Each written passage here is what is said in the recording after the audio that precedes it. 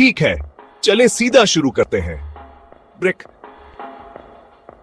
मगरमच्छ शायद पुराने जमाने के अफरियत लगते हो, और सच कहूं तो कुछ हद तक वो हैं भी।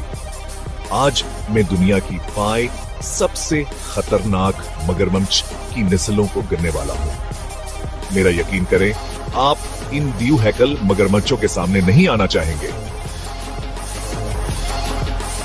नंबर 5, अमेरिकन मगरमच्छ। ब्रेक टाइम नाम से धोखा ना खाएं। ये अमेरिका से लेकर जनूबी अमेरिका तक पाए जाते हैं। ये बड़े, तेज और अगर आप बहुत करीब चले जाएं तो बहुत जारहाना हो सकते हैं।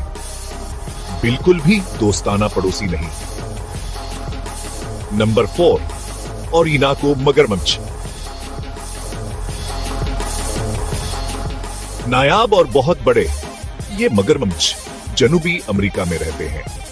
उनके जबड़े तकरीबन कुछ भी कुचलने के लिए काफी ताकतवर, और जब उन्हें भूख लगती है तो वो खाने में नखरे नहीं करते। नंबर 3, मगरमच्छ।